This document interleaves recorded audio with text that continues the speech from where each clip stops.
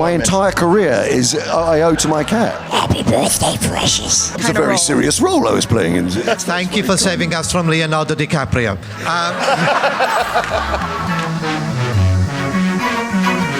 You know him as Gollum, Caesar, Alfred, Snoke, Kino Loy, Ulysses Claw.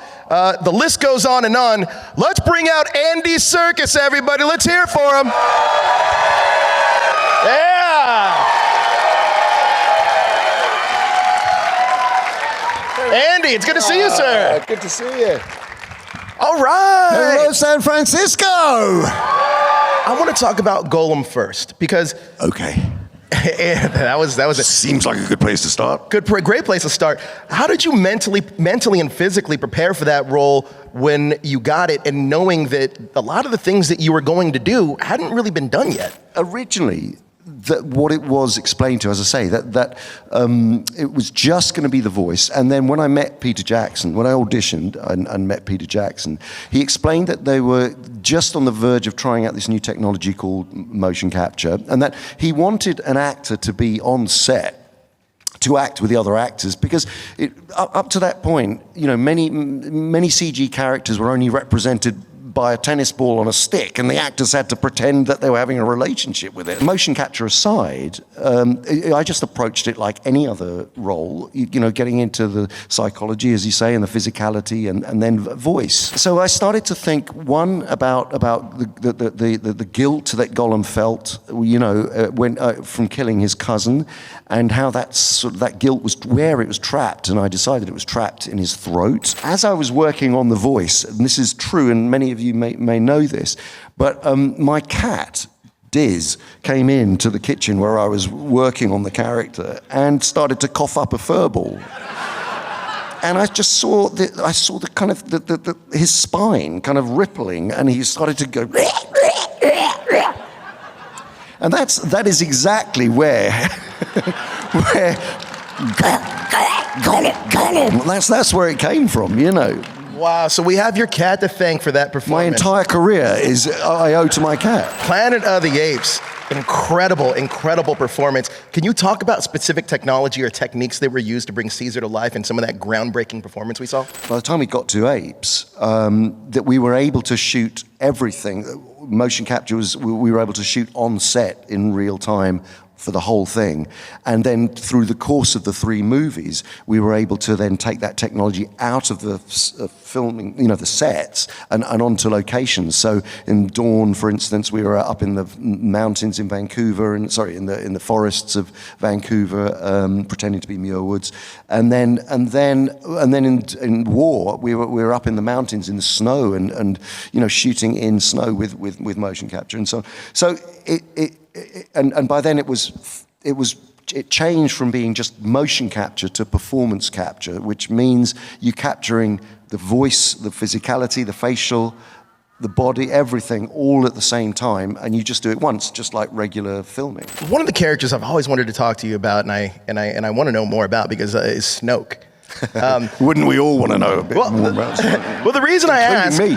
Yeah, well, the reason I ask is, how much of the character did you know about going into the film, and then how much of that changed from The Force Awakens to The Last Jedi?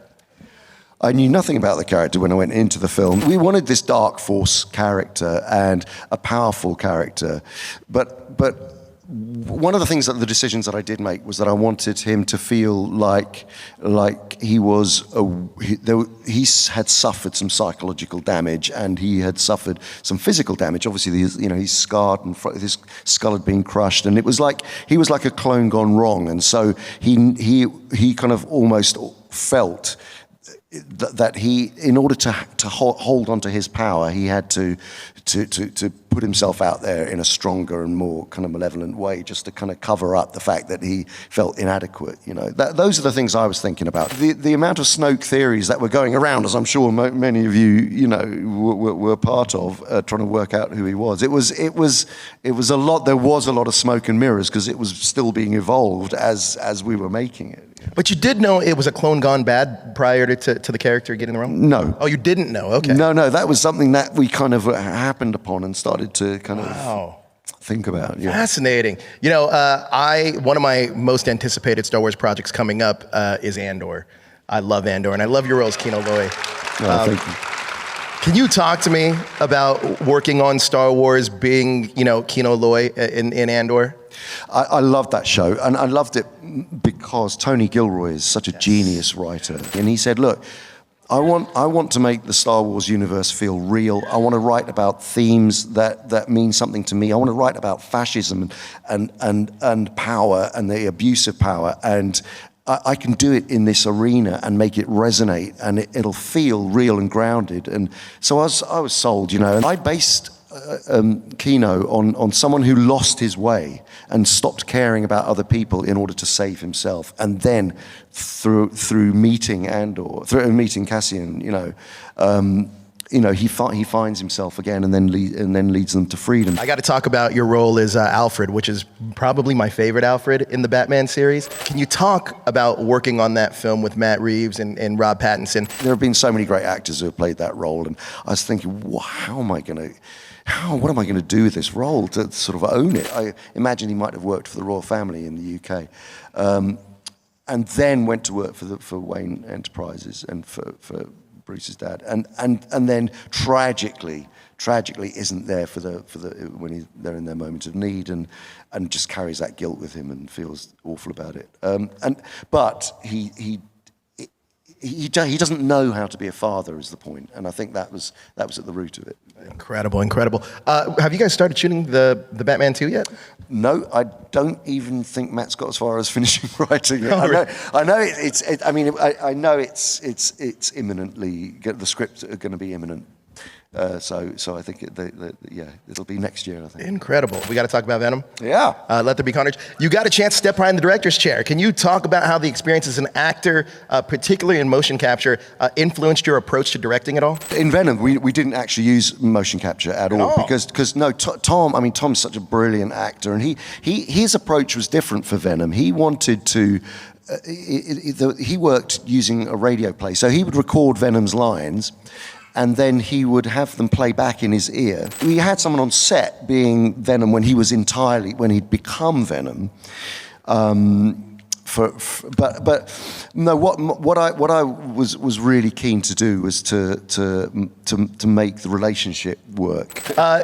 We know that it was Tom Hardy's last dance as Venom, but it seemed like it was Noel's first dance in the film. That's also very interesting. Yeah. Yeah. So where do you think that character, not where is the character going to go next, but where do you think that character is going to go next? I really genuinely have no idea. Have you seen any of the rumors going around that where the character might appear next?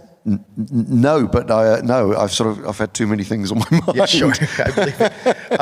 There's rumors that it could be the next villain for the Spider-Man movie. I'm just saying. Oh, I don't mind doing that. Yeah. There you go. First of all, it's my wife's birthday. She's 35. Happy birthday, honey. Happy birthday! Happy birthday, precious. I certainly hope somebody was recording that. She was. What's next for you to pioneer? Well, I'm very interested in immersive storytelling, and I'm interested in don't hate me, I am interested in using AI in quite an interesting way. Don't get me wrong, this isn't just like a prompt which creates a character. It's completely authored, but then allowing something that's been designed to then have its own life after that. So it has the human creativity to drive it from the word go, and then move on from that. Let's face it, it's not going away. Sure. It's out of the bag, the genie's out of the bottle, and we as creators have to harness it. And if you teach AI to be good and to put good out there into the world with AI, then I think you're doing something very positive. My favorite role of yours is actually in 13 Going on 30. So with this renaissance we're seeing of the rom-com genre, if the right script came along, do you think you would pop up in one of those again, in that kind of goofy, silly, like just so fun and kitschy kind of role? That was a very serious role I was playing in 13 Going on 30. What do you mean goofy, silly? No, I'm joking. Of course. Look, I like everything. That is one thing. With me, I don't sort of set myself in one area. I like to try everything. So as long as a character is interesting and is multifaceted and there's stuff to play, then yeah, of course, I'd love to do something like that. So if you could see Gollum having a chance for some sort of like redemption arc and being able to redeem himself, what do you think that would look like, and how might the journey have ended differently? I think as a human being, one has to believe that there is a possibility of redemption. And certainly as an actor playing a role, you cannot approach a role by not thinking that. You have to find the kind of morally relative kind of world where that character believes that what they are doing is right, which is why I based the character very much on the notion of addiction when I was playing him, when I entered into the role. It was like the ring is like an addiction that he cannot escape from. But you're not telling me that, you know, people who do suffer from addiction, they have to believe that they can be redeemed, and people do redeem themselves, and people do stop themselves from being addicted. So that for me is kind of how I perceive that. On behalf of the people of South Africa, Meneer, I would like to thank you very much for being the only actor who has ever managed to get the South African accent correct. Oh, thank you so much. Thank you for saving us from Leonardo DiCaprio. The accent is often the last thing to work on for actors. I'm curious what process you had to go through. Well, I have to say I was lucky in the sense that my sister lives in Johannesburg, so she's a I have been Joburger. over to South Africa. I've filmed in South Africa on a number of occasions. It's funny, some accents are easier for some actors than others. I mean, I cannot do a Welsh accent to save my life. I just can't do it.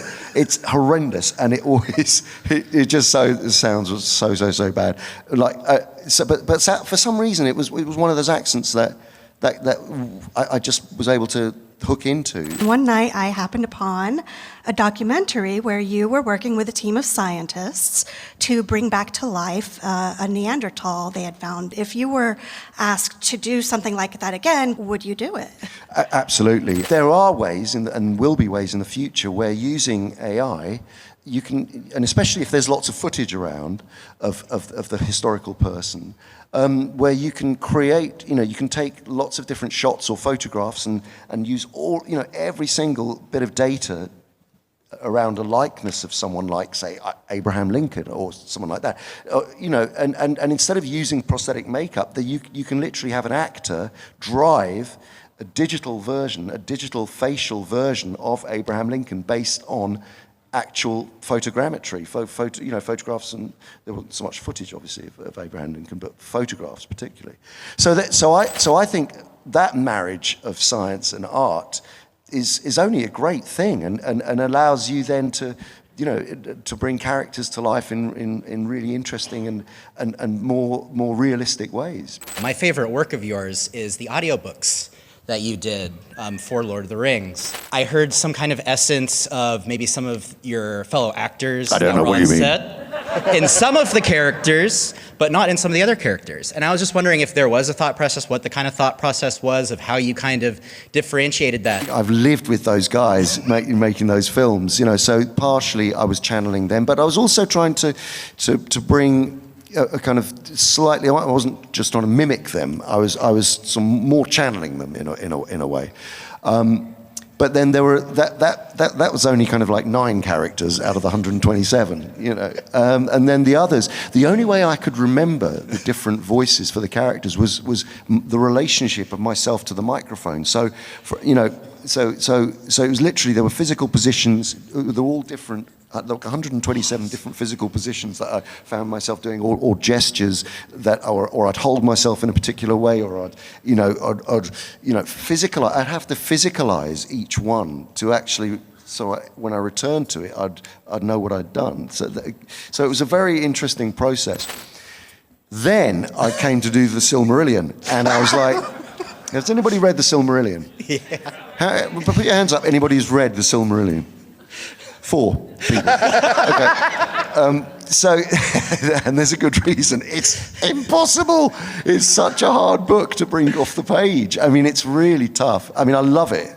And there are passages in it which really take you, and I felt myself, as I was reading it, sort of just literally floating away into another space. What is your favorite motion capture moment you've ever been a part of, whether it be with Gollum or Caesar or Snoke, anything really? Well, that is tricky. I mean, I suppose it would have to be Because it was a kind of seminal moment in the Two Towers where Gollum and Smeagol first talked to each other, and that was a huge breakthrough moment in the trilogy for us to all understand where we were going with the two parts of his personality. I think that scene, and I remember seeing on the very first time seeing it at the Ziegfeld Theatre in New York at the premiere, the world premiere of Two Towers, and I remember the audience sitting there, and I was at the back of the theatre and I was watching, and I literally saw in that scene, I just saw the whole cinema just suddenly kind of go, like lean in, and we're kind of like, and I just thought, oh yeah, I was part of that. It's incredible. Thank you so much. Of all the roles you played, one of my favorite has always been Ulysses Claw in the Marvel Studios movie. And what clinched it for me was in Black Panther when the character was singing, "Don't hurt me, don't hurt me." How much of that was scripted, was improvised? It was, well, yeah, I started singing some stuff, and then Ryan Coogler, the director, he's a brilliant director, and he just started saying, no, that's not, it's great, I love you singing, but let's think of another artist. So then when the next take, and Martin Freeman didn't know that I was going to do it, actually. He had no idea, and he nearly wet himself when honestly, because, I was sitting there, chained to the chair, and when I started going, "What is love?" Martin, he nearly died. It was brilliant. There we go. Let's have for Andy Serkis, everybody. Thank you so much for coming out. Thank you. And thank you, Joe. Thank you. Oh.